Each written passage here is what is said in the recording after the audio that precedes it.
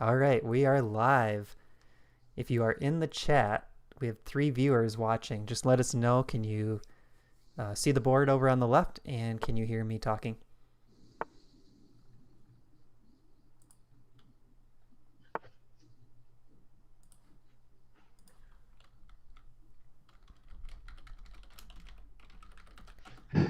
We're just waiting on 2 players.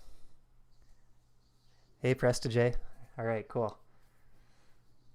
We are waiting on 2 players, one from each team, and their boards 1 and 2. So in about a minute, I think what we might end up doing is just pairing up the other board 1 and 2 and running a 5 versus 5 match.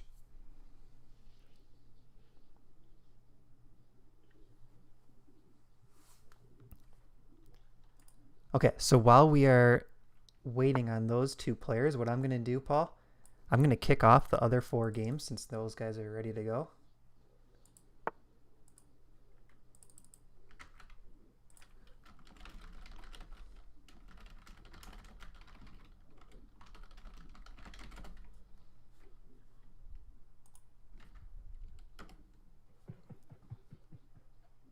So we have Moritovsky against Sideshow Bob on board 3. We have RCT Fan against Cynical on board 4. Safuya against Birdcell on board 5. And Argasan against Ariel Zenter on board 6. All right, so 3 of those games are going.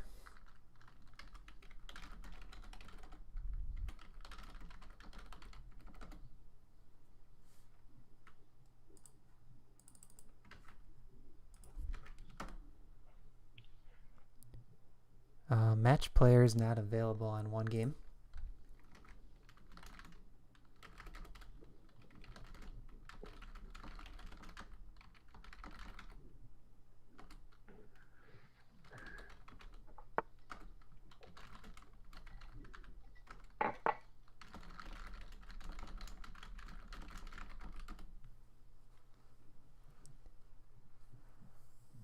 All right, we got a viewer, Sep Clark. So, Sep, I don't think you're in the Discord. Maybe confirm in the chat if you're a Discord member or not, but I know I've seen your comments on YouTube. So that's pretty cool if you're just here from YouTube. What we're doing today is a 6-on-6 match, but we're just trying to get the last couple players situated here. It looks like 2 players aren't ready to go, so we're making a couple of minor adjustments.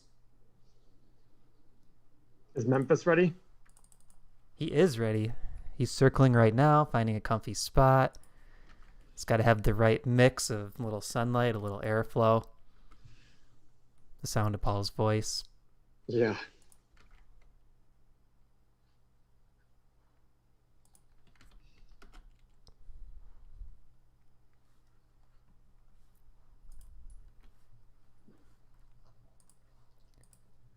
Ariel and I were playing a daily game and he just resigned, I think. And it was like very early on. I don't know why he resigned. Yeah, that's a good question. We should ask him. I think it was like, I think it was a pretty equal position. I think it was Ariel. Yeah, it was. I'm pretty sure he's the one in your group.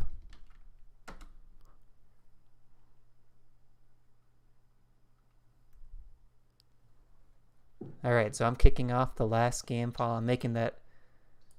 Actually, I shouldn't say the last game, but I'm making that adjustment.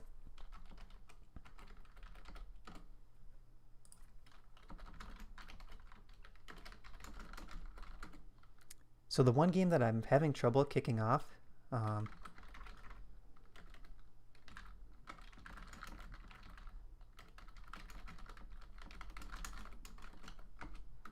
is RCT Fan and Cynical 30-30 unrated. So I'm asking if they can challenge each other. Oh, interesting. Okay.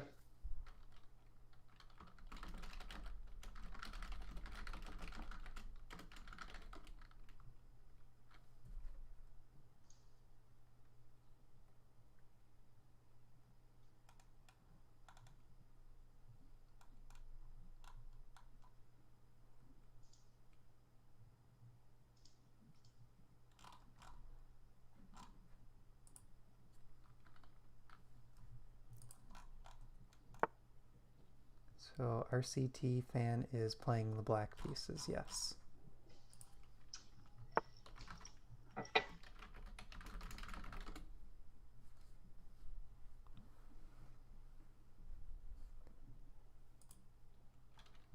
All right, so we got 4 games going. The 5th one is starting, and we have 2 players that we're just going to give half point each, the ones that didn't show up. So that's JD Cannon against Barn Owl, half point each. All right, so let's start at the top, Paul. So here we have Prestige with the white pieces against Laurent, who's playing the black pieces, because I don't know how to pronounce that name. What do you think of this one so far? What's Prestige's rating? Prestige is somewhere around 1600 level. Oh, nice. And Laurent is an expert. So this is going to be a tough game for Prestige. Well, he's got a lot of space in the center, Prestige. Yeah, I'm actually a little surprised Laurent is going with such a passive setup, to be honest, because I feel like he's giving Prestige a lot of chances to play for the advantage and the initiative right off the bat. What about a Queen A4 check right here? That's not a bad idea. You know, make Laurent play like knight d7 maybe, something a little uncomfortable. And then Queen A4, knight d7, and then knight d2 maybe, or bishop e2. Bishop e2. Yeah, and then put the other bishop on e3. Yeah. Even bishop e3 right away I like a lot. Or actually, bishop yeah. Well, because he stands to double his pawns though. That's the only thing that stinks. So maybe bishop e2.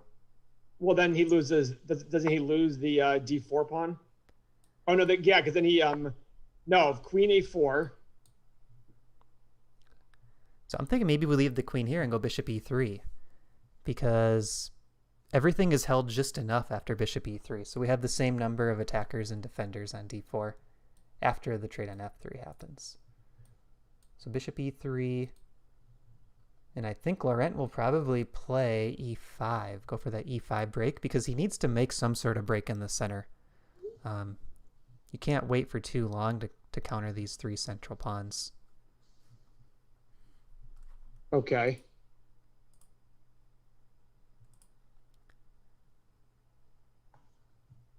So let's jump to board 3 now. So this is Muratovsky against Sideshow Bob. And it looks like we have sort of a double fianchetto by white. So it started with one knight f3. This is Felipe playing the white pieces. He's known for playing the system, the ready. And then Bob goes for sort of this Caro-Kann setup. And Felipe puts both bishops on the long diagonals. Bishop g2 and bishop b2, I'm assuming, will come soon. So what do you think of this position? It's very early, Matt. It's very early. So white is the bishop pair, but black is also very solid, has probably a little bit stronger of a center. I mean, he might even play e5. Try to build a big center that way. Bishop d6, something like that. So I'd say this position is about even. I think in the Prestige game, Prestige has a small advantage, but he is the low-rated player by a couple hundred points there. So that one's going to be pretty close, I think. And then let's move on to board 4. This is RCT Fan against Cynical. RCT Fan playing the black pieces. And this is a crazy one. So this is another Caro-Kann defense. You noticing a theme here, Paul? Caro-Kann defenses. I wonder why. Do you know of any like good resources for the Caro? I would like to make a joke, but I don't think it's appropriate on this channel to say no. But I do know one. So we have a Caro-Kann advance. This comes right out of our repertoire. So guys, if you don't know this, we have a ChessGoals Caro-Kann repertoire course. This is the line we recommend, 3c5. And what happens here is even though black gave up this pawn on c5, the remaining white pawns become targets. So we see here white's already committed to f4. But what would you say is the downside to playing a move like f4? Well, and if black wants to win that pawn back very easily, queen a5 check. Right. So black could immediately win the pawn back if he wants. Yeah. But what's the problem with this move? Putting the pawn. It opens up the king. Yeah. So these dark squares are very open, and if bishop or queen ends up on this square, they're eyeing that exact diagonal. This knight on g8 is actually ready to come in to these open light squares, and those light squares also attack these open dark squares. So I really like black's position here. 5 moves in. So then this is how the game continued. I have to say, I like black's position here. You know, he hasn't won the pawn back yet, but I think these long-term weaknesses could be a problem for white. So what's one way they could okay. I was thinking to myself, queen a5, b4, knight takes b4, c takes b, queen takes check, queen blocks. That's kind of unfortunate. Yeah. Oh, you can do a nice check on e4, and queen e4 check. That do anything? And if queen blocks, you win the pawn on f4. Maybe bishop block. There, then yeah. Because one thing that black has You to still think... win the pawn on. You still win the pawn. Oh no, you don't. One thing black has to think about is they are down a pawn to begin with. So when we get into these scenarios where it's like a knight for a couple pawns, when you're down one to start with, that makes it really tough. Yeah, but that king's wide open and there's a lot of play going. Oh, so he might be going for f6 now instead of going on the queen side. Try to open up the center this way. Because you get a rook on f8 if those f pawns trade off. So how do you feel about the strategy of YOLO? I like the strategy of YOLO, but I don't think black needs it yet. Wait, what's wrong? What's wrong with h3 here? Oh, you just take the knight. You just have to take the knight. Yeah, I think it's probably a good move. Yeah, just take the knight, get the bishop pair. Right. Okay, so I kind of think white's position is improving. Bishop e7 maybe was a little bit too slow. I was so excited about this, but I think something has to happen on the queen side. Like maybe a5 or your queen a5 idea. But this is feeling a little bit slow right now after h3. They're forced to take the knight. Right. Otherwise g4 with the fork. All right, so would you say probably small edge for white at this point? Is it small? You think large edge? +5 maybe? Yes, exactly. Now, I was thinking, when you say small, I was thinking like a half pawn to like 0.7. Yeah. That's small. Yeah, I agree with that. Maybe half pawn. All right, so this is the first game where we're thinking one side has the advantage. This is Team Bird Cell, playing the white pieces. So let's go now to Safuya against Bird Cell. All right, what opening was it? Karo Khan. Another Karo Khan player. We should just like. I'm the only person in the world you couldn't convert to Karo Khan. Yeah, I gave Paul a free Karo Khan repertoire even, but what can you do? You can lead a horse to water, you can't make him drink. That's right. I know from experience. I don't know what that means. I have a horse. Oh. So after knight b to d7, if we look you at get it, Matt, you're really rich. Yeah. My horse has a horse. My horse has a horse. Oh, that's funny. I'm thinking c4 pretty much straight away. Yeah, c4, just build that big center. You know, that's one of the things that I learned early on from you. Not early on, but it took a little bit of time. I still remember my first live event. The first OTB event I ever played.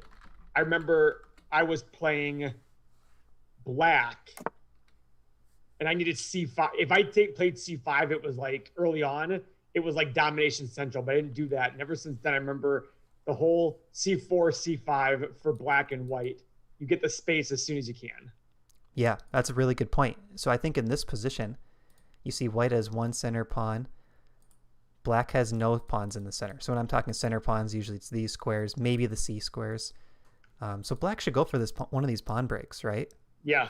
Fight back in that center quick and try to neutralize any advantage white has with that extra center pawn. And that's why c5, that's why c4 was especially important there for white. I think c3 was a little too slow. Yeah, I agree with you. So if we gone c4, c5, d5 is always an option in those positions. And by the way, there was no reason to even back up d4. That's the thing. Yeah. Right. And it's also putting more pawns on dark squares, which is the color of this bishop. So I think I kind of like black's position here after maybe castle and e5. Because c5 does give this bishop maybe the option of trading off. But I kind of like e5 and jumping the knight out here. That looks pretty good. I'm trying to see if one player wants to jump in on board too.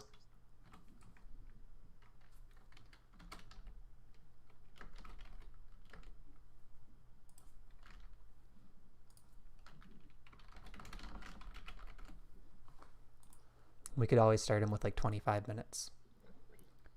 So then, moving to the 6th board, we have Arga playing the white pieces against Ariel playing the black pieces. And here we have a perk defense. So this is when black plays d6, g6, kingside fianchetto. This all looks pretty natural.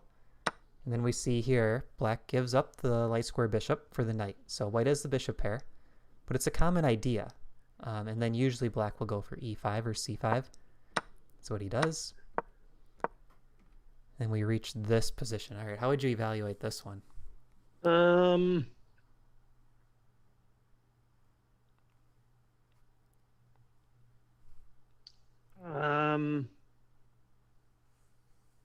rather play white here. I agree. What would you say the eval is? I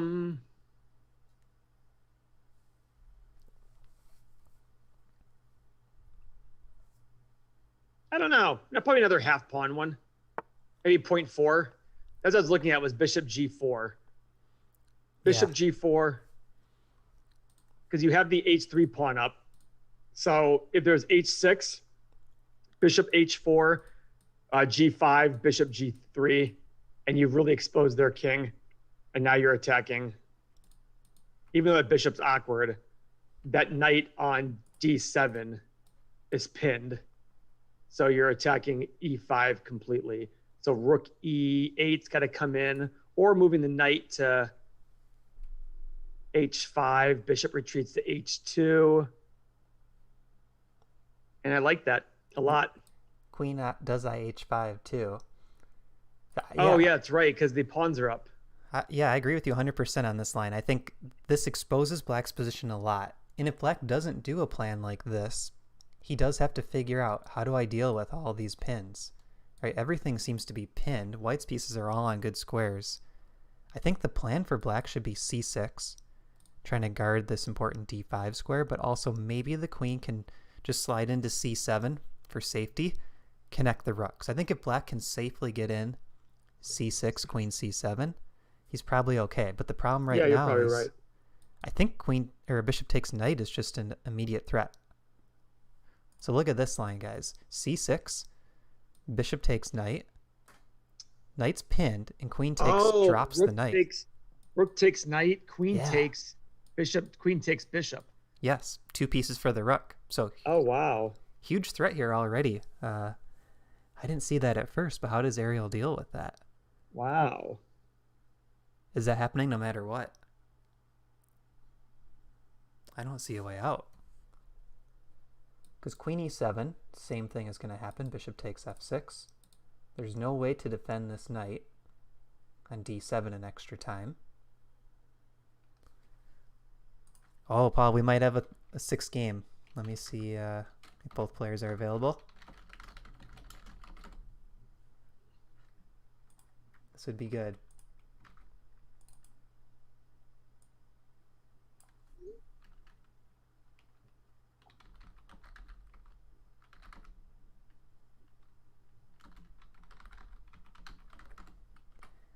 All right, they're ready, Paul. They are ready. Okay. I mean, there's already like some pleasant trash talk. Weersman95 is saying, Barn Owl is my favorite. So I don't know what that means. With the thumbs up. My favorite meaning I'm planning on winning? Or my favorite meaning I just admire the way you move the chess pieces around the board so effortlessly.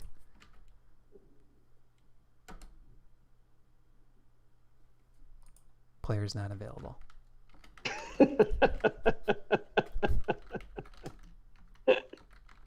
What I need is an assistant who just sits here and creates matches. What's Memphi boy doing? We got the Memphi cam. Oh, wow. He is just passed out there. Look at that. It's early in the match, though. You got to conserve energy. Yeah.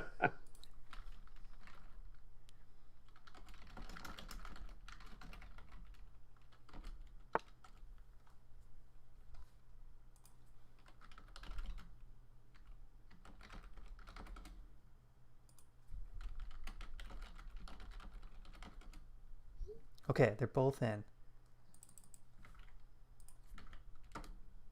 There we go. That makes me happy.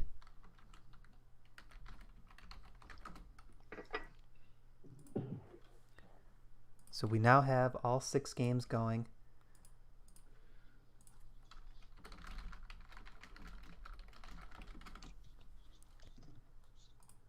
And here's the last game then. So this will be board number 2. So we got Wiersba with the black pieces against Barn Owl with the white pieces.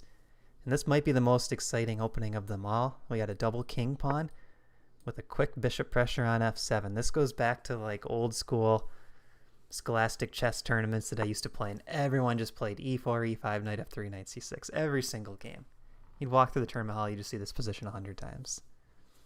What do you think about this one? Are they playing? Is White playing? What I used to play what I used to play when I first started with you. Not what I play. Shoot, what was it? Were you playing Roy Lopez or Joko Piano? Joko Piano. Yes, this is Joko Piano. Oh, is it? Yeah, that's good. So if the bishop goes to b5, that's Roy Lopez. This is like, yeah, this is classic, right? And now Varnell's going for d4, either right away or castle. I think right away makes the most sense. Oh, wow, Paul. 73 viewers in the chat. And what? 73 viewers on YouTube. Are there really? No, I was just kidding. I wanted to see how big of a number I could make where you might believe it. 7 viewers and 3 likes, though. Well, am I wrong? Is e4 hanging? You are not wrong. This is a gambit line. So you can take e4, castle kingside. Oh, we're going to see it, Paul. This will be good. This is a gambit line. So look at this exposed king. I think taking here is correct. Like, take... I used to actually study this theory when I was a kid. I think it's take, take, take. Oh, I don't know about this way. Oh, wow. This is just going to get crazy, Paul. This is a really good game. So black is up 4 points. But this is hanging. This is attacked. And rook e1 is coming soon once the bishop can't take it. I'd back up that bishop to freaking f6. No, I want to attack e1 so the rook can't come there. Oh, come out this way. Yeah. That makes sense. Because if pawn takes knight, pawn takes back, we do offer the queen trade. Oh, we got Nico in the chat saying Joko Pianismo. The very slow Joko Piano. We have Arga in the chat who is also playing a game saying we got a Marshall. This is nice. So everyone's got a different name for this. This is awesome. I'm mousing over it. It's the Molar Thercats attack. Center attack, Greco, Molar Thercats attack. Out of the Joko Piano game. The Greco-Roman attack? Yeah. I'll take that name too. And we have a fan in the chat, Yo Yashu Yo, who said, okay. Thanks for watching, Yo. All right, now I think we got to see D takes C. D takes C6. Getting ready to put some pressure on the E file next. Are you taking back with B then?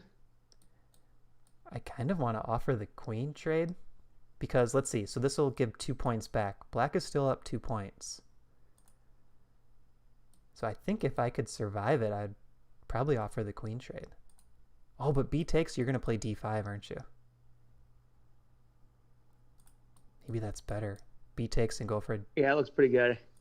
Because if you get those 2 moves in, then I think black is better. I almost don't want to leave this game because it's so exciting. We got a Paul in the chat saying, YOLO guys, YOLO. With a really nice thumbnail.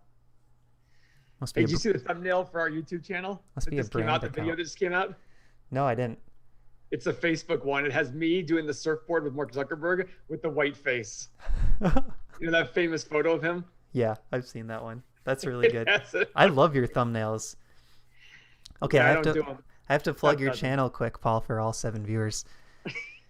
If you guys are into personal finance, investing, money, Paul has his own channel. It's called Everything Money, all one word. You should check it out later. He has over 47,000 subscribers. Yeah, 47,000 subscribers. We Really teach good. fundamental value. We teach fundamental investing. Yeah, I highly recommend it. Thanks, Matt. So we do see this D takes C, and I kind of agree with you now. Unless there's some tactical reason not to, I like B takes C followed by D5. That makes a lot of sense. So B takes C. What about A3? I'm still doing D5. Yeah, because you want B4. But I think once D5 is played, then I'm feeling good about the protection on this knight. Yeah. I almost feel like white needs to keep sacrificing at this point if B takes C. Maybe queen E... my arrows are bad today. Maybe queen E2. What about bishop takes F7? YOLO. Okay, that could be something. King takes. Knight E5 check. Maybe king back to E8. Queen H5 check. Oh, picks up the bishop. Did that? Okay. At so minimum. did that? So then, what about Queen E7? So we're still taking here, right? Take, check, king E7. Bishop. No, can't do bishop G5. Oh, you might be able to. Deflect the knight away. Then do rook. Now do queen E2 check. This bishop is kind of annoying, isn't it? Queen E2 though. Queen E2, but D5. So we're trying to use this diagonal knight pinned to this file with the knight pinned to the king, but pawn D5 hits the bishop and defends the knight on E4. No, because the bishop's gone then. Oh, you're right. Okay, so let's play this line back again. Take, check. King over. Queen E2. D5. F3. You know, I like this, Paul. I do like this because we gave up one more piece for a pawn. So we're back down to 4 points. But with the king in the center, and white still has queen, bishop, knight, and 2 rooks remaining, wide open king. I think there's a lot of play here. This could be interesting. What do you guys think on this game? Do you prefer white or black in this position? I kind of like the practical chances for white. Like, even if Stockfish could maybe hold this, I like this idea. Bishop takes f7. I think it's creating some big issues. This is all because of chessable and tactics training. Yeah, Paul's a huge chessable proponent. Just been working at it. Arga likes black. Wait a sec. Oh, wait. Is there a way to sacrifice to win e5, and then you have the bishop g5 check if king goes to e7?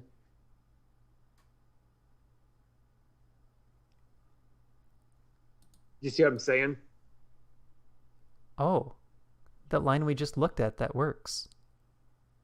Take, check, here, queen here, here. Knight takes this pawn check. So d5 actually didn't even work because of knight takes pawn check. We missed that. Oh, yeah, you're right. Check here. Queen I here. love this bishop takes f7 idea. Yeah. All right, let's see if Barnell sees this or not. Am I allowed to put this into an analysis right now to do it or see if it works? I can do it. That's fine. Oh. Let's see. Show lines. Okay, I'm showing lines here, and bishop takes f7. Bishop takes f7's climbing. I mean, that's right there. White has an half a pawn edge still with bishop takes f7, and the other top move is knight e5. Oh, it's dropping. It's dropping. But these are all pretty similar at a very low depth. All All right, right, Paul. let it run. Let it run. Oh, I was going to jump around. But all right, go jump around. Jump around. I want to see it, though. I really want to see that. All right, let's go to press to J. So back to board number 1. This game has just gotten funky. Okay, so we were at this position around here last time. E5, D5, closing things up. This is a very strategic idea. So black is giving white the bishop pair because they know that this pawn center is all closed up. And now we see this, Paul. This is an idea that we've looked at in some of your games. You put the knight on a square where it looks like it's vulnerable, but after takes, that pawn on d4 could become pretty strong. And then c5 to defend it. And b5. Interesting. So I really like how Laurent, the black side, is playing this position.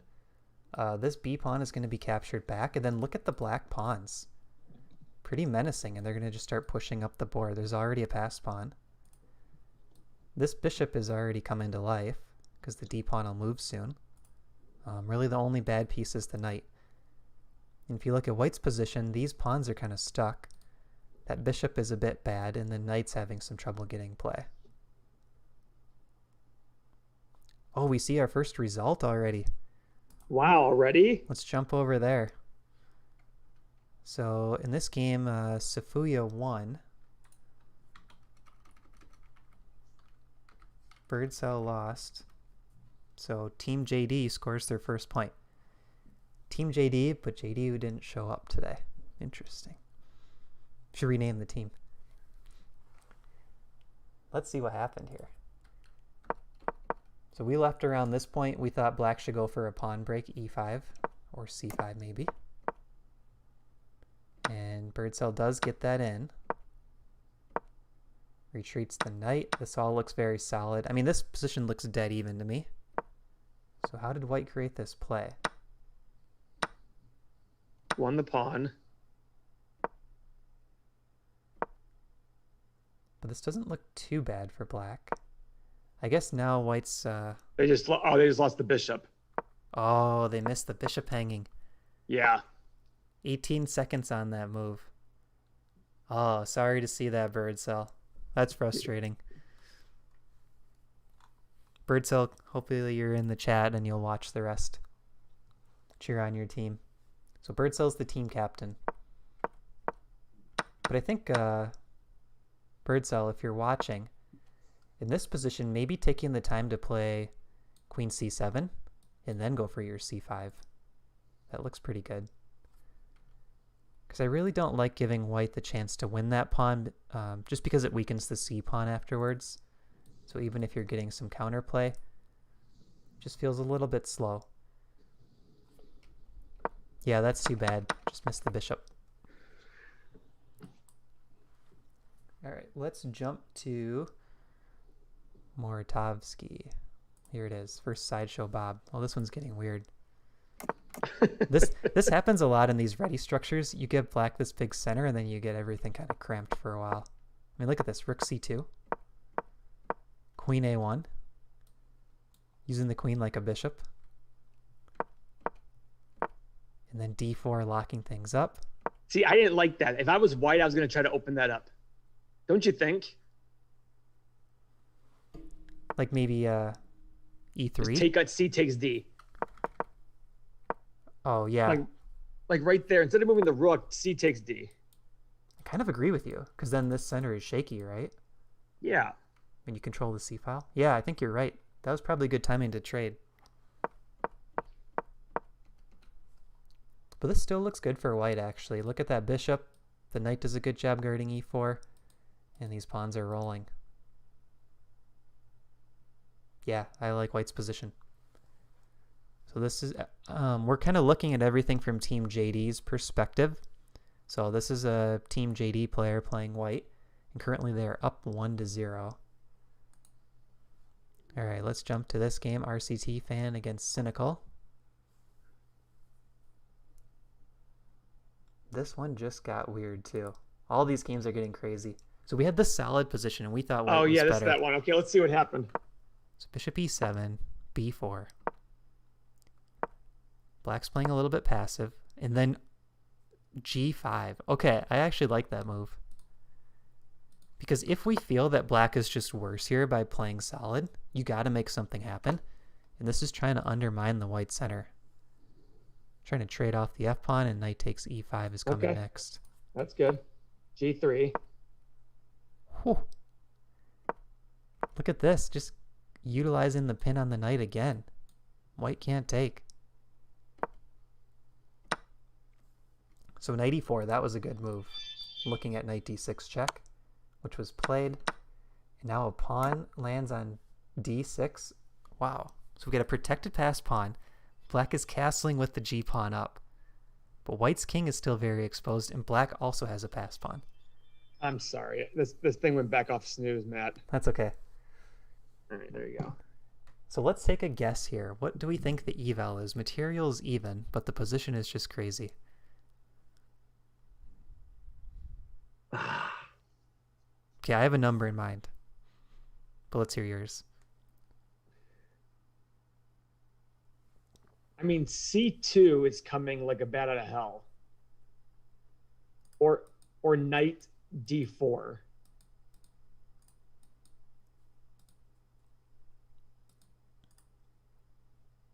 So you're thinking black has the edge. Oh, yeah, don't you? I think it's more than just an edge. I'll go -1. I'll go -1. Yeah, I was going to say it's going to be between 1 and 2. Okay. At first I was actually thinking lower. Oh. I don't see it. It's 0.00. Wow. All right. So white's still in this. We both like black, though. Maybe the c3 pawn becomes weak. Like, let's say white plays bishop g2. Maybe that pawn is hard to defend, whereas this d6 pawn is just cemented in there. All right, this is a really interesting position. Very dynamic. A lot could happen. Let's jump to Arga's game. This is where black was having an issue. How do you deal with this threat? Queen e7 was played. And knight to d5. Ooh-wee. But this is where we should probably look after the game. Was this available? Actually, I'll check the lines right now on Stockfish. Ooh. Oh my God, this is huge. Knight d5 is the top move. Okay. So knight d5, triple attacking the knight. Queen moves. b3. Wow. So if this knight moves, there's bishop e7. Oh, yeah. I didn't even see that. Look at this, Paul. The queen's almost trapped. Bishop e7. Let's say queen here. Bishop b4 traps the queen. Is that crazy. good? That's crazy. So black played rook 8. So this position, I mean, we already peeked at the engine. It was like +5. This position is busted with best play. Rook a to d8. Now we're seeing knight takes f6. And it looks like he's cashing in with the extra piece. So everything trades. Queen lands on f6. Wow, nice game by Arga. I think this was really smooth. Yeah, this is pretty much done. So where did this go wrong? Is this over already? 1.9 at this point. So probably here a different move has to be played already. Queen e7, like maybe queen e7. And if bishop g5, c6. Keep the knight out of this d5 square. Try to hold on that way. So that might have been the way out. But this is like a tough opening at the perk defense because you can very easily get into these lines, and usually the tactics favor white. Like if someone gets blown off the board easily, it tends to be black because they're playing this very aggressive system, but it's a little bit slow to develop. So that's Team JD with the lead here, Arga. And now let's jump to the newest game. This one, which was very crazy the last time we left it. Bishop a5, your move. D takes c, b takes c. And now here from Barnell we see queen to a4. Hitting the loose bishop. Oh, and threatening this check. Trying to pick up the knight. Oh, that's pretty good. Knight d6. Queen takes. Okay, but here's what's going to happen. Rook e1 check. But what about knight takes bish? Might be forced because otherwise black is down a piece. But you lose your castling.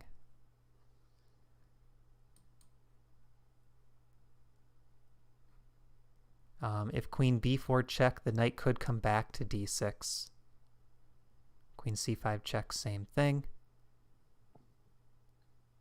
This looks really rough for black though. So black will be +2, but trying to hold on in this position with the king out in the open. Yeah, I think I'd rather be playing white here. What do you think? Yeah, white's got a lot of tempi. So knight takes bish. Unless there's a more accurate move than checking right away.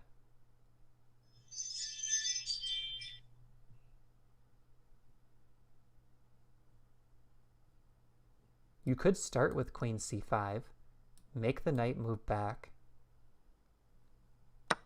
and then come with something like bishop to g5, hitting the black queen, which doesn't have any squares, provokes f6. This feels very uncomfortable for black.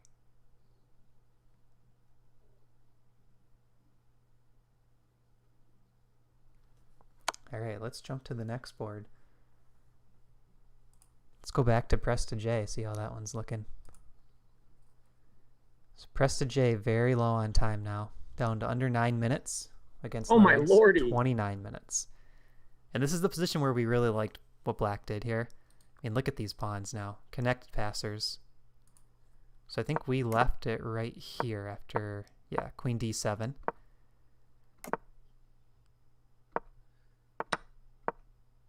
Yeah, I like what Laurent has done here. So I think press to J should have tried to somehow slow these pawns down. Like maybe this b pawn belongs on b3, just to keep this square guarded. Like you could retreat the queen here, a takes b and then b3, but it's super passive. I'm not a real big fan of that either. But I just think in this position, black's got all the winning chances here. Yeah, this is no bueno. I mean, even bishop takes knight right away, and rook takes a2 looks really strong. Yep. Control the open file. GG. So this is Team Bird Cell playing the black pieces. So I think that's the first win for them probably. Let's go to Mortavsky.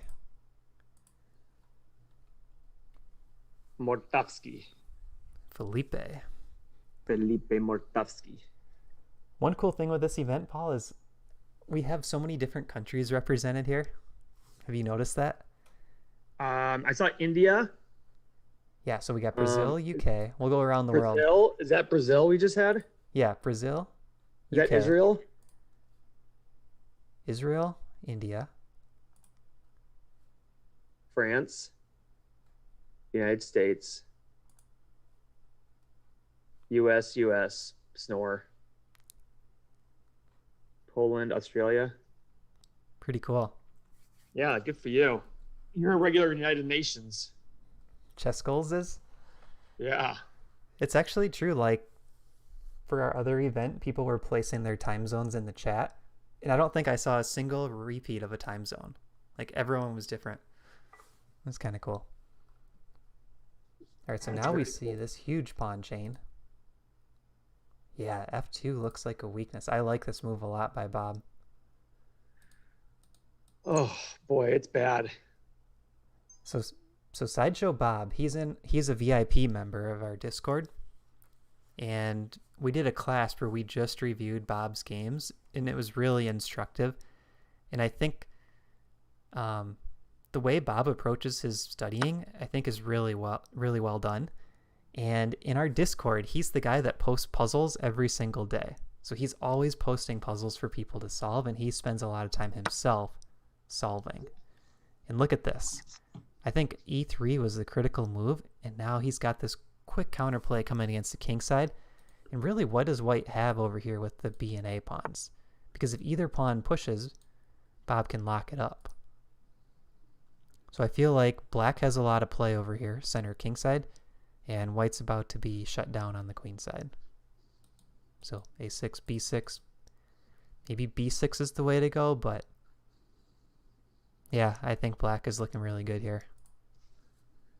That bishop is not going to have much scope once these pawns move.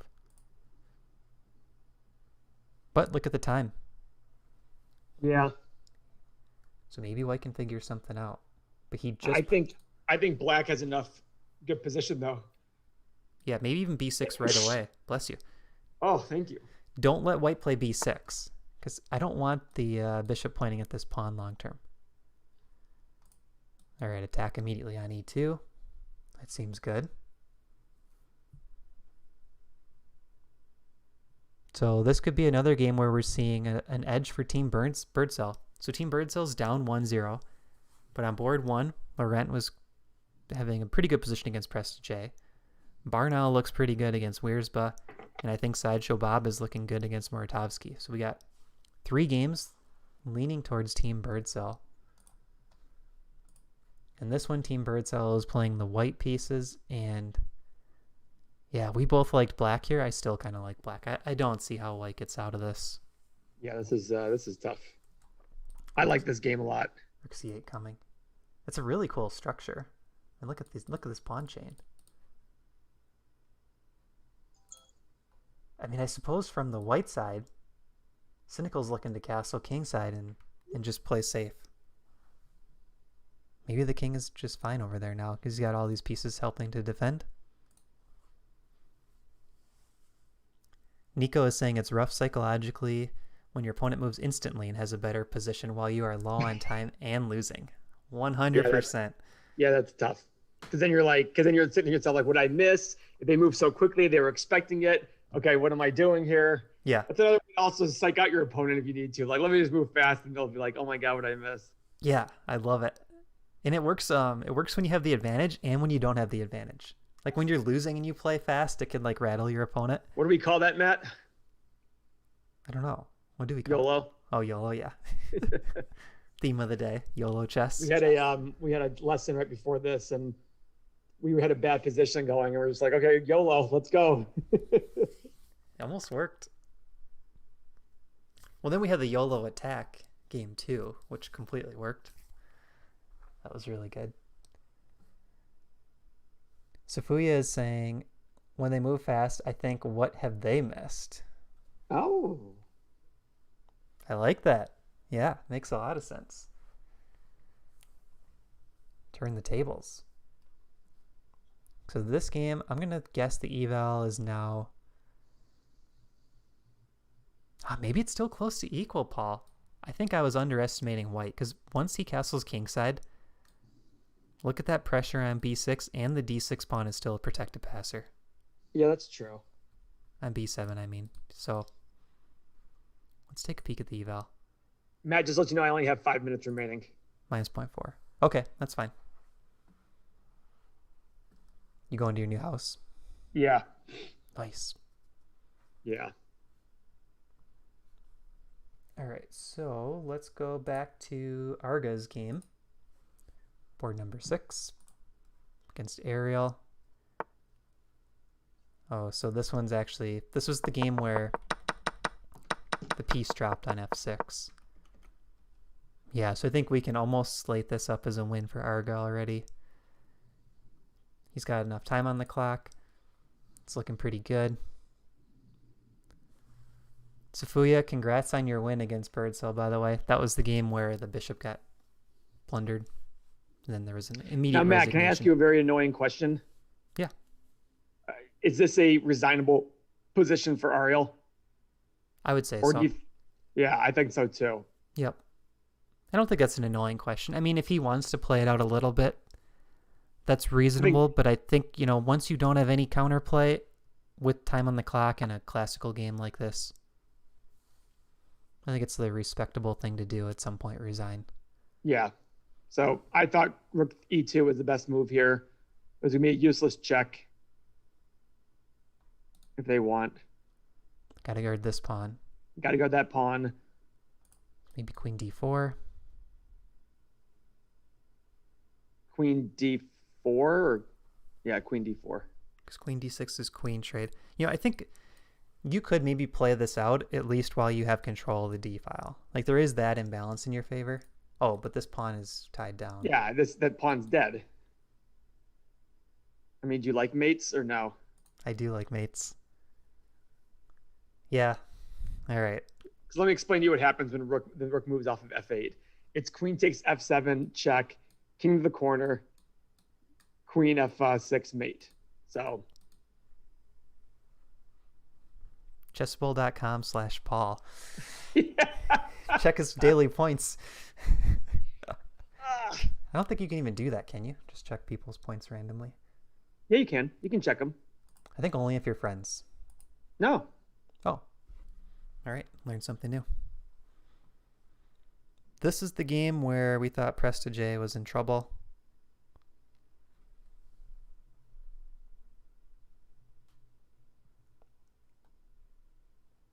This does not look good. I mean, look at this knight on b1. Oh, the Bishop queen is attacked. what does the queen do? I don't know. Okay, so the bishop is guarding e4. So there is bishop b2 winning the exchange.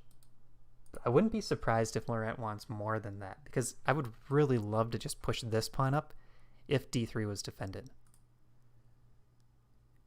Because white is very stuck here.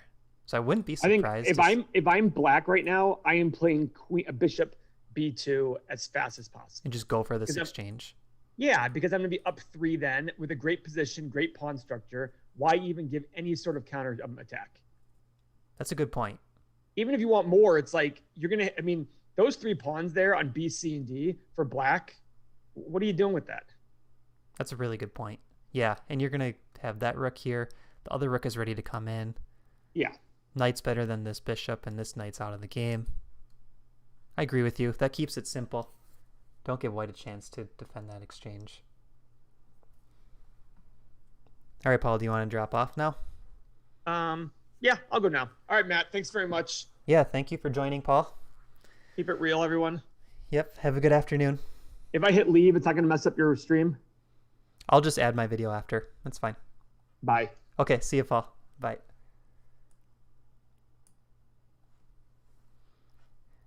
All right, guys, so just 1 second while I fix the stream.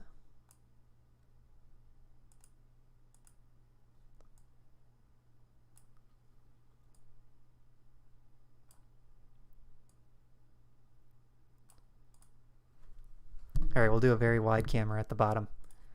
Looks okay.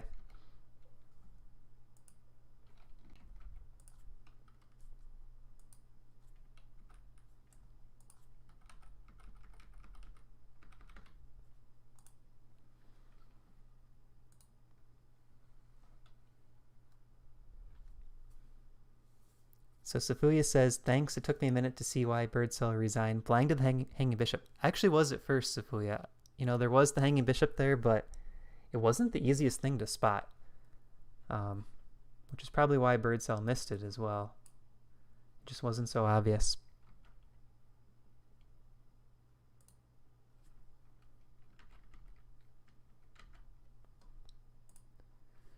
All right, so let's take a recap of the games starting at the top. So we have here Presta J in some trouble against Laurent.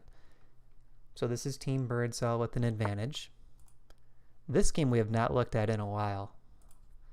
So last we looked, we had knight takes c4 happening. Barnow plays a quick rook e1 check. Queen check. And now bishop to g5, forcing f6. And she's keeping the pressure on with bishop f4, double attacking the knight. And instead of taking the knight and cashing in, she's bringing in another attacker very quickly. So I like what Barnow is doing here. I think the plan for Wiersbe has to be get some pieces traded off. So rook e8 would be the first thing I look at. Can you just start to trade down? But the issue is probably going to be rook takes. And after queen takes, the other rook comes to e1, guarded by the f3 knight. Yeah, Safuya, I think in your game, Birdsell should have probably tried to guard the b7 pawn. Like, don't allow your queen to get into b7. But you already had the initiative there, which made it tough for him. It was hard to find good moves at that point.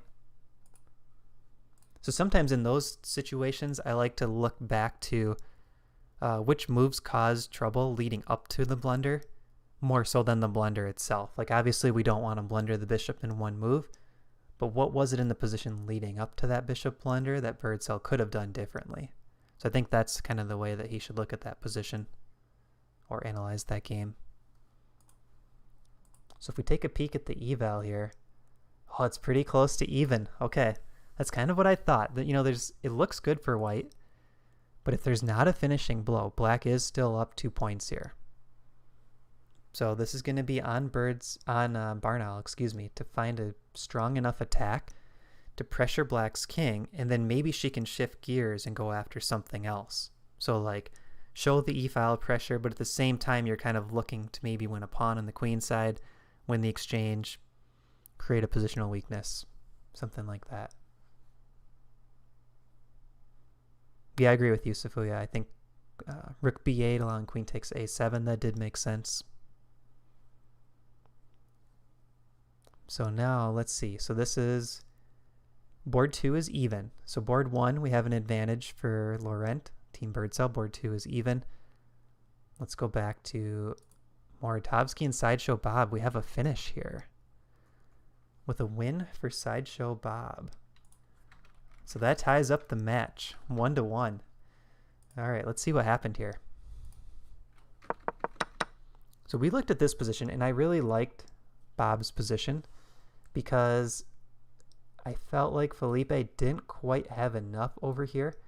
Pawns were going to get locked up, and if there was time, I would have loved to play b6 just to fix this pawn on b7. But the problem was Bob came immediately with this pressure, queen to e7.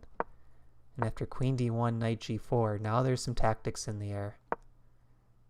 Rook f3, rook takes, bishop takes, queen check. Yeah, so there was no good choice here. Either a mate was happening or the fork. So queen f2 was mate after king here. So probably at this point, actually I would say back when rook f1 was played, this is probably the critical moment for Felipe. I think we need to get b6 in. I'm checking the engine lines. It's around 0.8 for black. Rook f1 is the top move. And after queen e7, queen d1 is good. But right here, rook f3 was the blunder. Bishop to d5 and rook f4 are the top engine moves. So bishop d5, this is a nice move.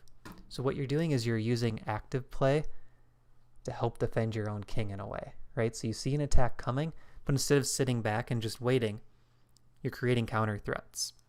And when you can create counter threats, that's when you can really fight to get back into the game. So bishop d5, double attacking this pawn on f7, only defended by the queen. All right, nice game, Bob. That was a good finish. Because I think, earlier on, Felipe had a nice queenside pawn storm rolling, but Bob did a good job making some counterplay in the center. All right, so now let's go to RCT Fan against Cynical. And this game has gotten crazy. So we last looked around this point. Bishop g2, knight takes b4. And this looks good for black, getting that knight d3 check-in, exposing the white king, and now opening things up for the queen. Yeah, this looks really good for black all of a sudden. I think RCT Fan is playing for the win here. There's even some issues with, like, let's say queen takes bishop happened at some point. The king and queen are lined up for the knight fork. So it's white's move here. He's trying to figure out where to put the king. But king on the g file, there's king to h8, followed by rook g8 check. There's also knight e3 check that just looks really strong as well. The f pawn is hanging. RCT Fan is already +1. See both Felipe and Bob in the chat. Good game, guys. I think your attack was good, Bob. I think you played well to create that weakness on the with pawn to e3, opening up Felipe's king. And it looked like, I took a peek at the engine, it looked like you were up around 0.5 or 0.7 at the point where Felipe made the blunder with rook f3.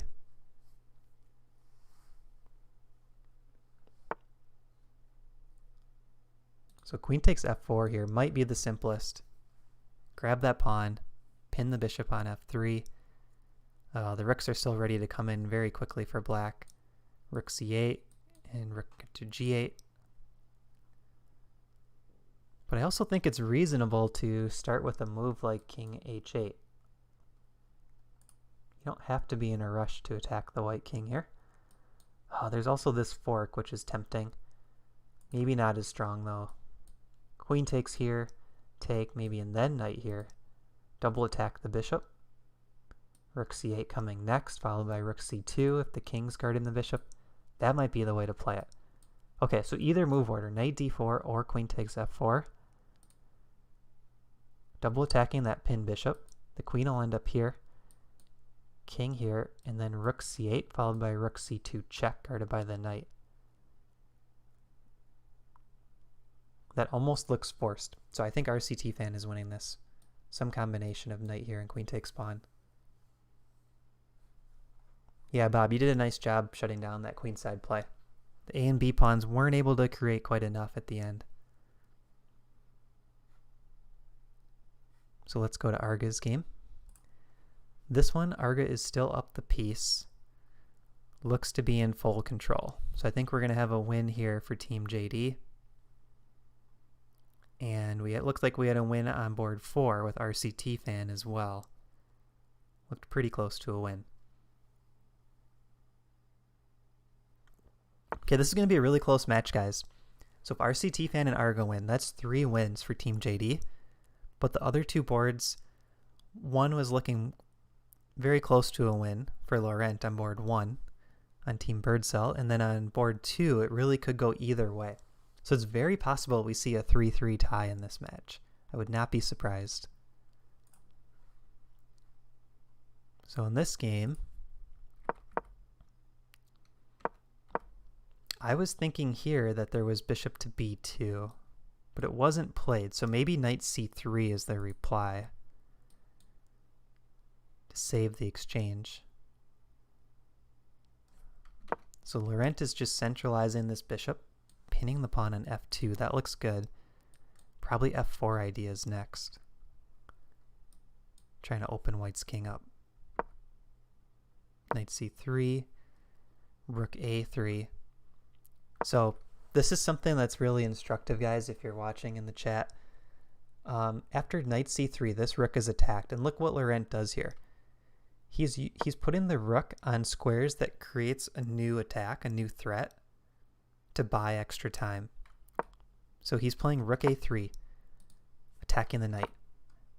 The knight counters the rook, and then he goes rook b3, attacking the pawn. Right, so he keeps creating threat after threat with this rook, and that buys him time along the way. So now after queen d2, he hasn't lost any time at all, even though white was the one who initially attacked the rook with knight c3. So in this position, it's white's move. There's no threats. And it turned out to be black's move. So this is pretty high-level stuff, but Laurent is a really strong player, and what he did here was he just used those last three moves to gain a tempi, or a tempo, I should say. So now at this point, I'm still looking to play c3 whenever possible, but maybe we just start with knight here. Guarding the pawn, hitting the bishop. I'm not too afraid of queen g5 check. But c3 is coming next. So a combination of knight e5 followed by c3 looks really strong for black. Okay, this looks good too. He's trying to open up the king like we talked about earlier. The problem for white, these pieces are all very cramped. This bishop is blocked, and now the queen is blocked in as well. So really nice display by black, just taking full control of the position, not trying to overpress. Yeah, so I think this one is going to be a win for black. All right, let's look at this craziness. So we left it about this point. Rook e3. Doubling the rooks. And here Wiersbe fighting for counterplay. There's an interesting choice. Queen for two rooks, but black's position is so solid that the rooks probably are better. So Barnall is trying to cash in a little bit by collecting this pawn. And one thing Wiersbe is really good at is he's good at tactics, and he's always watching material, I've noticed. So he gave up the A pawn, but he is grabbing that B pawn immediately, not afraid of the attack. This is gutsy, but if it works, I think you gotta grab that pawn. Otherwise, your compensation for Barnall's initiative is the material. So you can't allow Barnall to just start winning pawns back.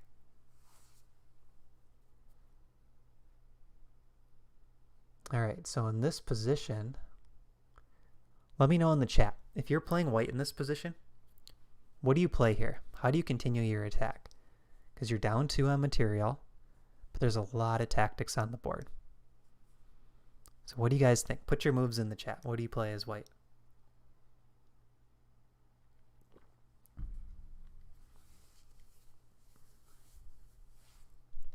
I think you still have to look at this. Rook e7.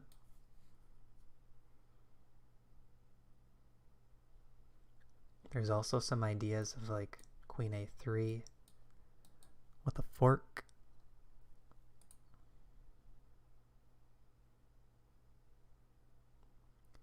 If this queen gets on this diagonal, that could be a problem for black, because you don't want that king back on f8.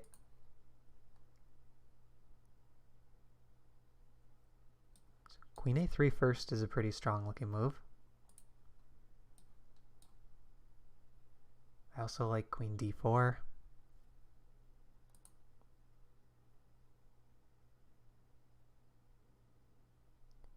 But how do we get on this light diagonal?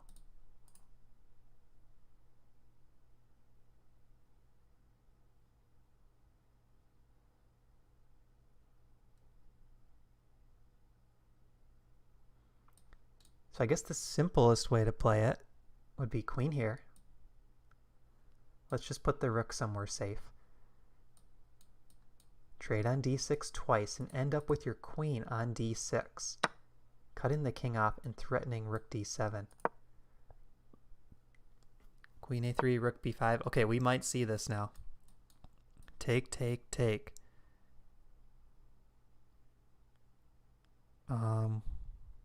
We do still have to watch out for this back rank idea though. But I think if rook e8, rook takes, queen takes, rook takes because the knight guards e1. So that wins material. Yeah, I'm pretty sure this is winning. Bishop takes, knight, pawn takes, queen takes back, threatening rook e7 check. That looks really good. The king is going to get flushed out, and I don't think he will survive out there with all these pieces on the board. Okay, this is looking like a 3-3 match. If the games go as we would expect at this point, it's looking like a 3-3 match. Really nice attack by Barnell. Let's just kind of go through this, show what happened. We had the Joko piano, the center attack line. And Wiersbe was able to take c3, which looks like it wins a pawn, or a second pawn, I should say. And Barnell just says, that's fine, I'm continuing the attack. She grabs the knight on c6 instead, so we see a +2 for Wiersbe according to material, but full compensation for white with the attack. And now there's this cool idea, forking the bishop and the knight after a bishop takes f7 check. These pieces trade, and then black loses castling rights, and Wiersbe does his best to defend, but I think now the defense is finally cracking. So Barnell brought every piece into the game. Look at how well coordinated they all are. The only thing really holding this position together for black is this f6 pawn guarding these squares from the knight. But the fact that this bishop is still on c8, the rook's on h8, queen's stuck back home, king's exposed. I think that's a lot of weaknesses to only be +2 in terms of compensation. So maybe here there's a better move for black instead of rook takes b2. You know, if this works, I think it makes sense, but maybe it's just not quite working here. Maybe black needs to be a little bit faster with their defense. Rook f8 could be a move, because black is still +1. Maybe rook f8 and try to tuck the king back would have been better. Yeah, Bob's saying rook f8 then. I agree, Bob. Because I think now, after this trade, it's going to be a little too late, I think. Wiersbe's +1. Rook attacks the queen. Yeah, manually castle, Bob. Okay, so is there a tactic here for white to win? Let's think about this. This is sort of like a puzzle rush, but you don't know if there's an answer or not for sure. I think we first have to consider rook check. If king f8, rook e8 check, should be game over. It's a double check. The king has to move again. The other rook could even check, followed by queen check. So king to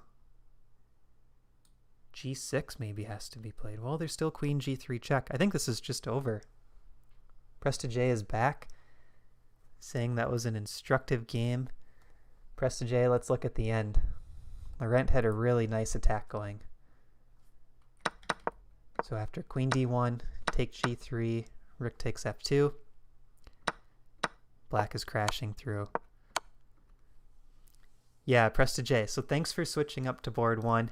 We had you in a really tough position, Presta J. Playing against an expert. But I'm glad you found it instructive. You know, those games are always nice to learn from. I see in the game chat, Laurent was saying maybe 9g takes f3 would give more options. And then, let's see. I also think you shouldn't give up your dark squared bishop in those positions.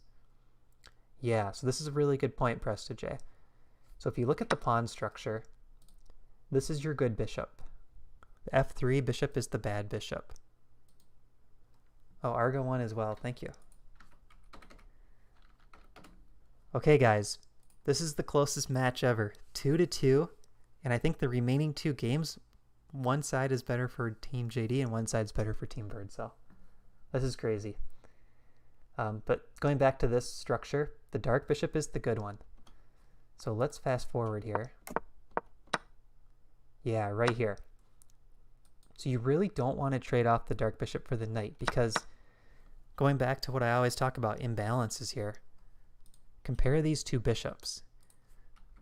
In this position, the g7 bishop is kind of a bad piece. It's blocked in by its own pawns, just like the f3 bishop is sort of a bad piece on the same color as all of his pawns. After this trade, though, look what happens. This bishop is now coming to life because that pawn can very easily move up later. And sometimes you might even sacrifice that pawn. This bishop is still bad, though. So really, this trade, you don't want to make this unless you have to. And I see it's like a little uncomfortable, right? Because the knight's tying you down to the bishop. But if you can avoid that trade, that'll help quite a bit. I mean, even a move like knight e2 here might be good, allowing those double pawns to keep your good bishop here and keep this bishop a bad piece as long as possible. But then after this, I think, yeah, Sophia, what's the tiebreaker? A rap battle? We should have a tiebreaker. What should it be, guys? What should the tiebreaker be? We could definitely have a tiebreaker. Rap battle. 2 players have to join Zoom, show their faces, and freestyle. Nicolas says blitz.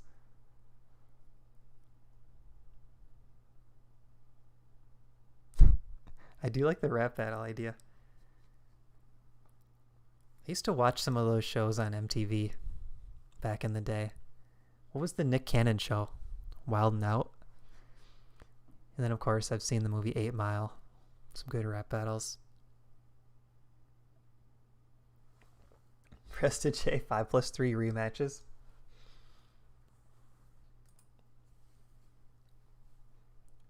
So in this game, we were thinking the RCT fan had a pretty good position. But Cynical is holding for now. I think queen takes f4 was the idea we wanted earlier. Hits the rook and pins the bishop. So what's the idea for white? d7? Because to me this just looks winning. Queen takes pawn. Prestige, you're board 1. I think it would have to be a board 1 rap battle. You wouldn't have a choice. Queen takes f4 looks really good. I don't see what white does about this threat. Queen and knight are working really well together for black. So in this game, we left it with rook check, king back, queen g3. Oh, that's never good. Once you have to try to offer the exchange back, that's never a good sign. And that king is out in the open.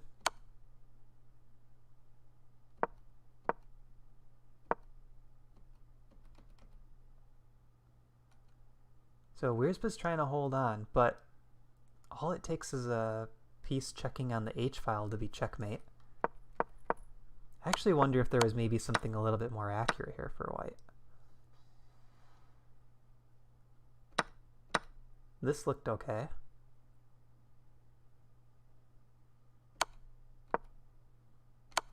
But the king sort of hid well over here on h6.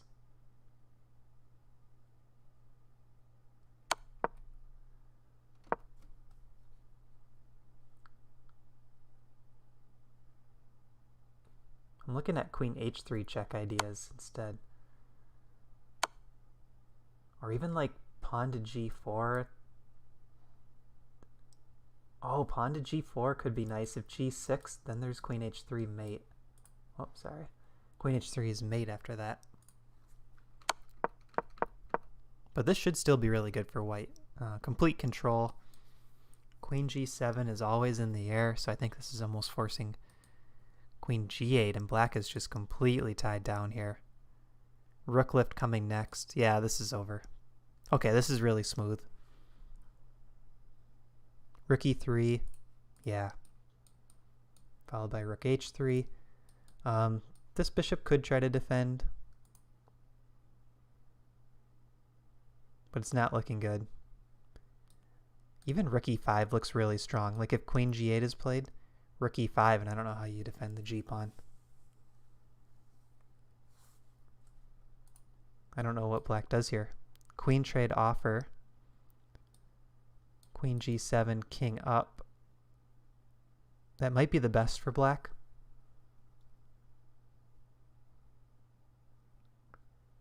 g4 could even be a move there. Followed by rook check. Or queen. Yeah, this is going to be over soon. Ariel's cheering for Barnell. It's looking pretty good. All right, jumping back to this game. So queen takes f4 is not being played. But now it's like too tempting not to play, right? This is a fork. King and rook.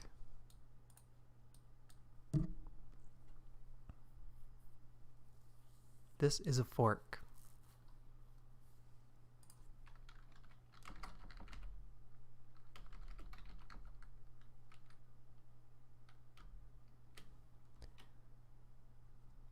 Guys, I think I know what we should do. For the tiebreaker, we should have two players play a 3-0 blitz game with odds. Do the balanced game on chess.com.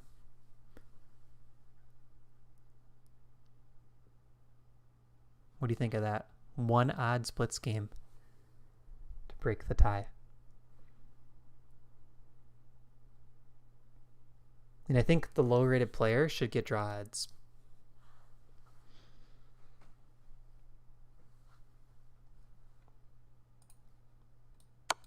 There it is. Queen takes f4.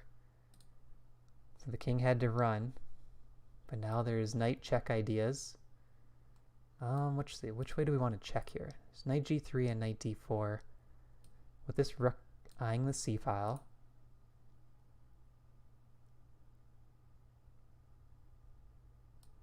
I kind of like this knight check because if the king goes this way,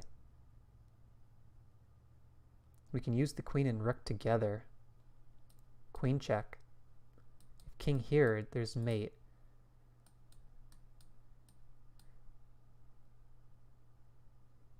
Whoops. Queen here. King here. Now there's this check. Okay, that looks good too. Queen takes pawn. It does allow the queen to come back to help defend though. I think there was maybe more accurate here. I think there was a mating sequence. Randomly choose who plays. All right, there we go. There's the resignation. Yeah, I thought the queen was coming back to help, but there was a fork right after. So RCT fan gets the win. So that's a 3-2 advantage for Team JD. We're left with one game. So I think around this point, Cynical, I think you were still in the game here if you're watching. But probably this is the turning point. I think you got to get the king castled sooner. Because once your king was out in the open like that, it was really tough. I'm going to look at the eval. Oh, so actually right here, bishop g2, the computer said was a blunder. Bishop to e2 would be the way out. Bishop e2. If knight takes pawn, now you have knight takes g5 because you broke the pin. Very nice. Okay. So really tough position here for white, but bishop e2 keeps white in the game. Bishop to g2 is a blunder. And the strongest move for black here is actually g takes f first and then take b4. And black is able to keep the c pawn, it looks like. All right, nice game, guys. RCT fan, congrats on the win there. That was critical for your team. Well, I think if we do the odds match, we should have it draw odds for the lower player. Because in my experience, I think the higher player does have a slight advantage in those odds matches at the real fast time controls. Arga's saying 3+2 at least. Yeah, we could do 3+2.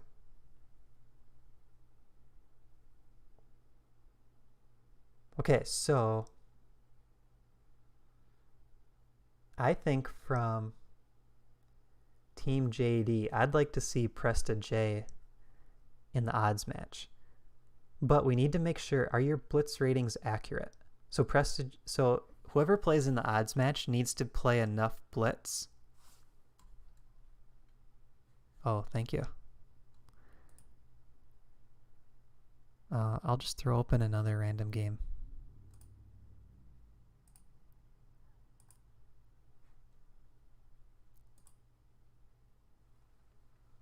If you have 2 games open, it works, but then, yeah, it gets weird.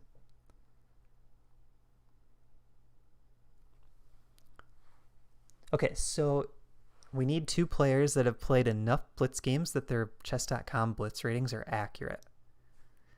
So Presta J, can you confirm, have you played enough chess.com blitz that your blitz rating is accurate? That's what we need to know. Because the way chess.com does the auto balance, players have to have accurate blitz ratings.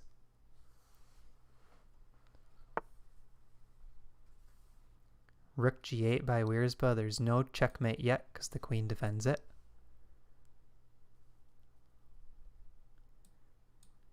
Rook e7 cutting off the queen looks like it might be game over.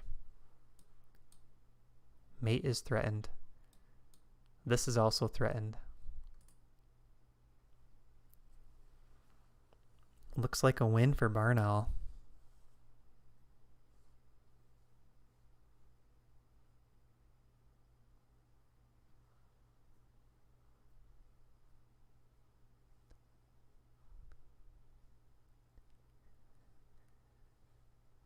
Presta J doesn't want an unfair advantage.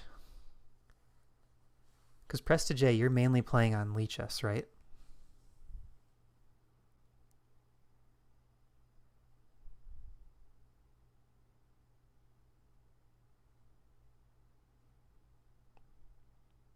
Okay, I'm thinking maybe we should just call this one a tie. If Barnall wins, let's call this one a tie and leave it open till the next match.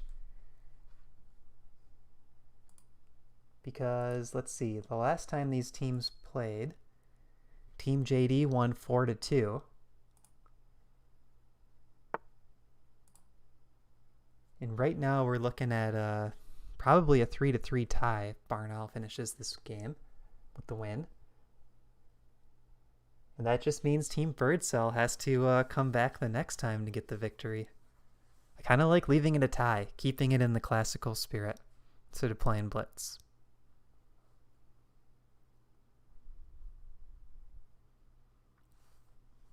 So just to recap, Ariel, that's funny. Maybe we should do Ariel against Presta J or Wiersbe. Tie is good. I agree, Arga. So on board 1, we had Laurent against Presta J. That was the game where Laurent had those pawns rolling and the nice imbalance difference. Was able to press for the win. Really strong showing by Laurent in that game. Presta J stepped up to board 1 and put up a really tough fight. Board 2 we're looking at now. Looks like it should be a win for Barnall in just a move or two. Board number 3, Sideshow Bob really had a nice counterattack against Felipe's queenside pawn storm. So Felipe had all the queenside play, pushing the C, B, and A pawns. Bob was able to shut down those pawns pretty much. And then he created this E-pawn push that opened up the dark squares around Felipe's king. So e3, the e pawn and the f pawn got traded off, and Bob did a great job creating counterplay. Really instructive game. RCT fan and Cynical, that was another crazy game. Cynical just wasn't able to quite get castled there, and I think that was a tough position for both sides, but bishop e2 instead of bishop to g2, I think would have had you right in the game, Cynical. Safuya against Birdcell, I think Safuya played a really nice game. Birdcell was playing solid, but just had a slightly passive position, and at the moment where he blundered the bishop, I think the position was already really tough for Birdcell, so maybe going back a couple moves, figuring out how to deal with that queen to b3 threatening the b7 pawn. There was probably an improvement there. And Arga against Ariel, I think Arga played a really solid game. And we have the result. So Barnell with the victory, 3-3. Wow, this was a really good match, guys. 3-3. Thanks everyone for playing. This was a lot of fun.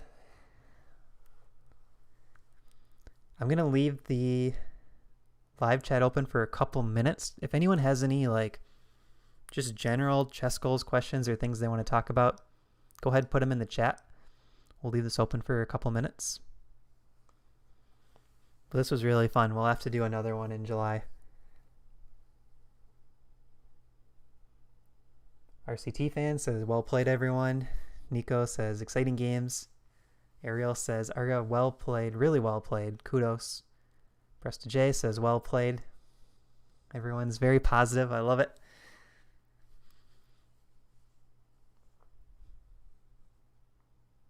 Thanks, Bob, for playing. One thing that we have coming soon is Coriolis is working on a club ladder, and he's doing some coding for that to kind of create different ratings for the players in our club. And then we can create sort of rivalries and give sort of an estimate of where players are at. I think we should maybe adjust those ratings to be approximately OTB ratings, if Coriolis likes that idea.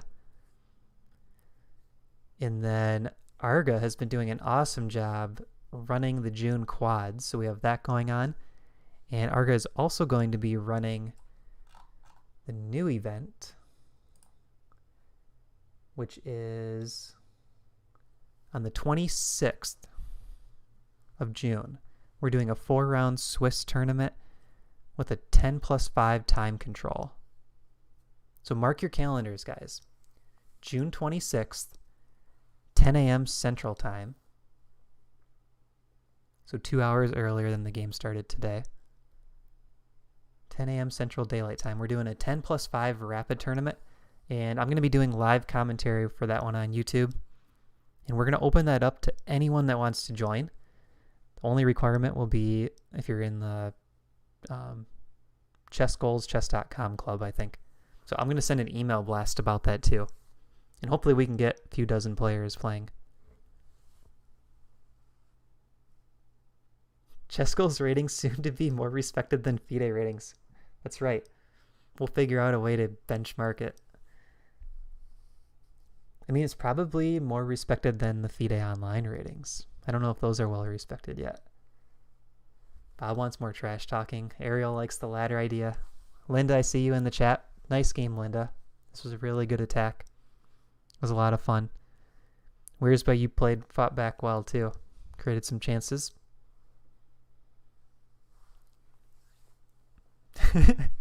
That's not a burn to FIDE. Okay, maybe it was a little bit. Well, the thing we don't have is we don't have ChessGoals titles. Like FIDE Online Arena has IM title. I think you need to be 1700. Oh, my camera died.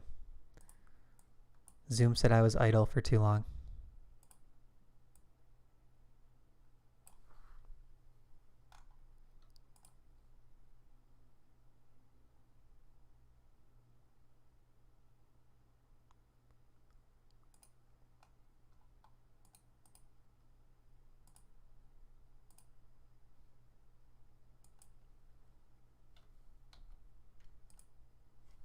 Okay, we'll just leave that black. FIDE online, I am. Yeah. Any other general questions or just things you guys want to talk about ChessGoals related? Oh, ChessGoals Simul Master if we beat Matt in a Simul. I like that idea. The thing I realized is when we did that Simul that had 13 players, I just felt very stressed out the whole time. There was something about that jump from, like, I think we had 10 in the first Simul up to 13 that was really stressful. But then Simul number 3 was 8 players, and that seemed a lot more manageable.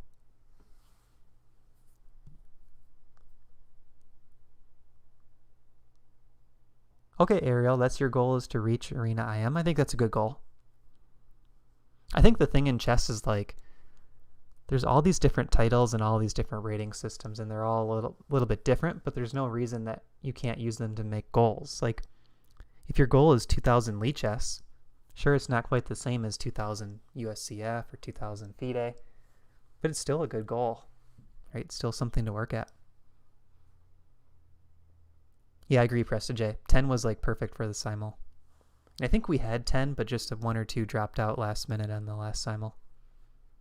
Because 10 was what I was trying to limit it to.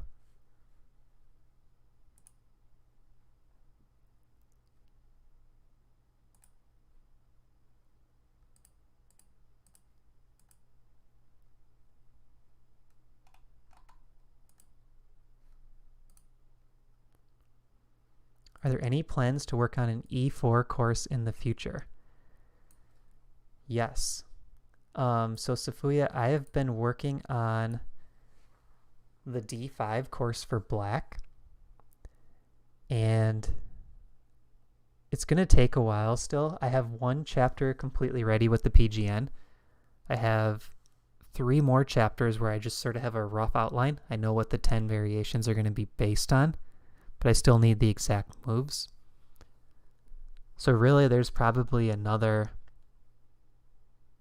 I don't know, 20 hours of work for the black course against 1d4 and other moves. But after that, I would love to do, like, some sort of gambits course, like an aggressive E4 course where you learn some gambits. Or one idea Jesse had was maybe we even do some mini courses. Like, it could be just a course on the Smith-Morra, or just a course on, like, Barnow's line in the Joko piano, something aggressive. I think that'd be a lot of fun to do an E4 course. But there's so many ideas. I have to figure out what to work on next. Because another thing I want to do is I want to go back to the current courses and add more additional content. Like, I want to have more middle game planning stuff and some sample games, just to kind of fill out those courses and make them even more complete.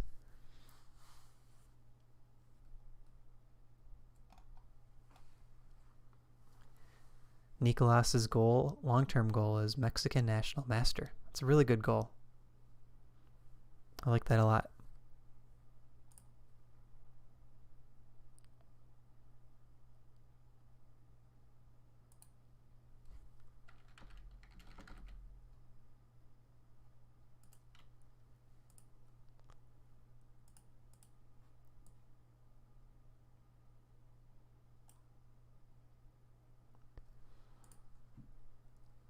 Yeah, Bob likes the middle game ideas too.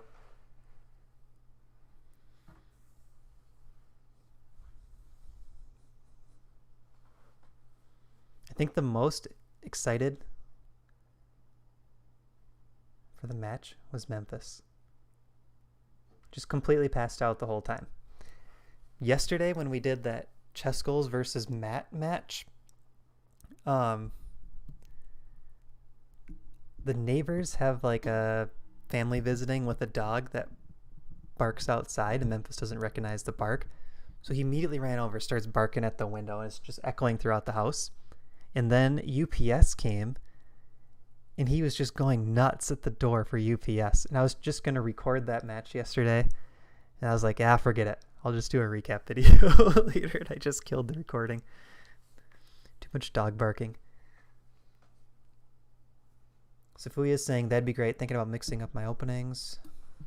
I should probably work on the ones I'm not comfortable against first, like the French and Caro-Kann. Yeah. So Safuya, one thing you could do against both of those openings is you could go on YouTube and search for some like repertoire suggestions. Like against the French, you could play the advanced variation against both and kind of stay consistent. Those seem pretty good. Argus saying middle game's very interesting thing. Very little content on that. Yeah, it's probably one of the hardest things to teach, middle game planning. But if I could do middle games specific to the opening courses that we have, I think that would really be huge. Like here's Caro-Kann middle games, here's middle games from our D4 course. Because it's hard to find that in other sources.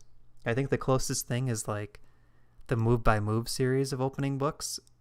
They go through whole games with annotations, so you can really get a good sense of some of the different plans. But I think what I would do is find games where it's like maybe a 2400 beats a 2100 or a 2000 and kind of talk through how they did it in games where the side of the opening repertoire didn't really have any issues.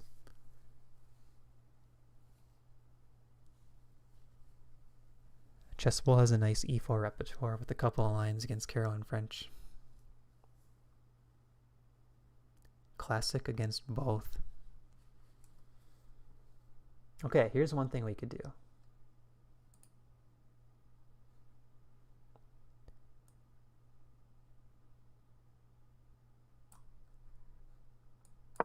Let's fire up an analysis board.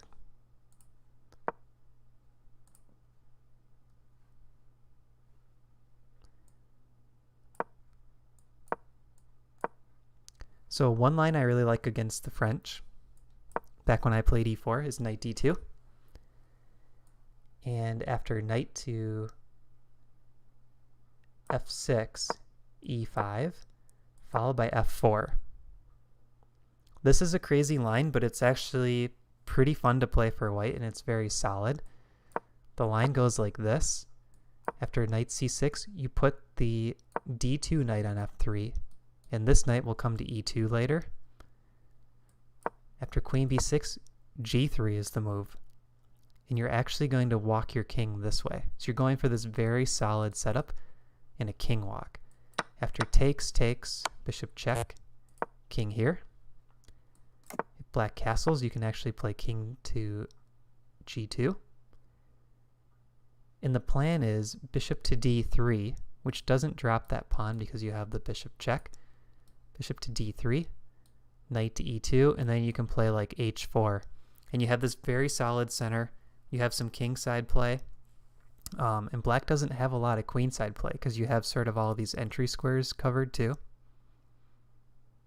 So if you're looking for a fun repertoire against the French, I like this one a lot. So this happened after,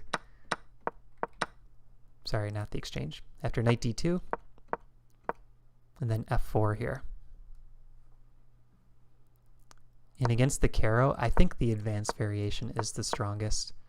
You do have to have a good line ready for c5, but if they don't go c5, you can go knight f3, put these bishops on e2, e3 castle, and then go c4. It's really solid.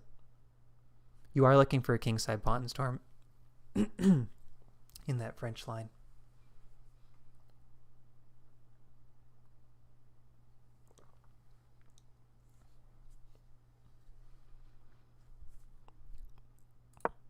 Yeah, so in this position,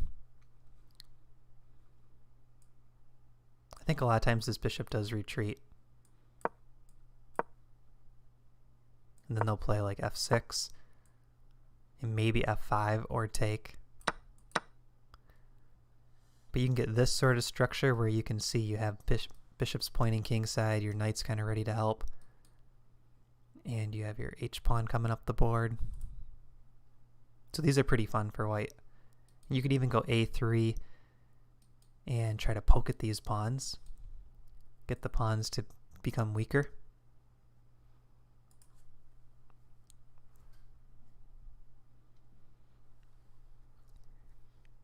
Any other questions or things you guys want to discuss? We still have 11 people watching, it looks like.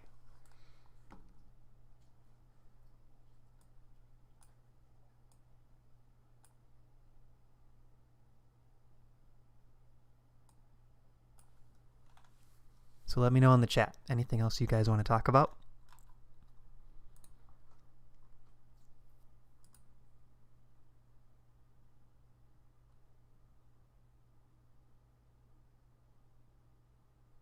Yeah, thanks for playing, Safuya. Thanks for subbing.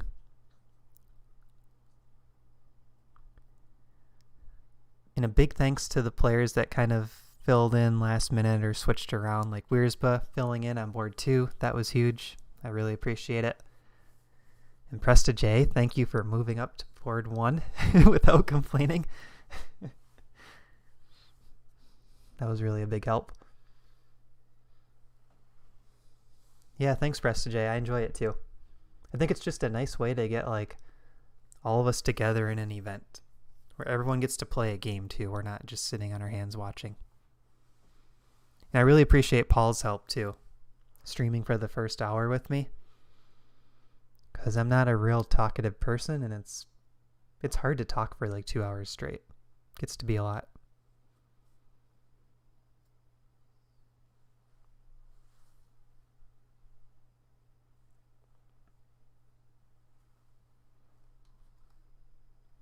All right, I think we'll wrap up the stream here then. I don't see any more questions. Thanks everyone for watching, and enjoy your Sunday afternoon if you're in the US or Canada or Mexico. Enjoy your Sunday evening if you're more close to UTC time. I don't think we have any Australians watching. It'd be probably middle of the night. Thanks everyone. Have a good day.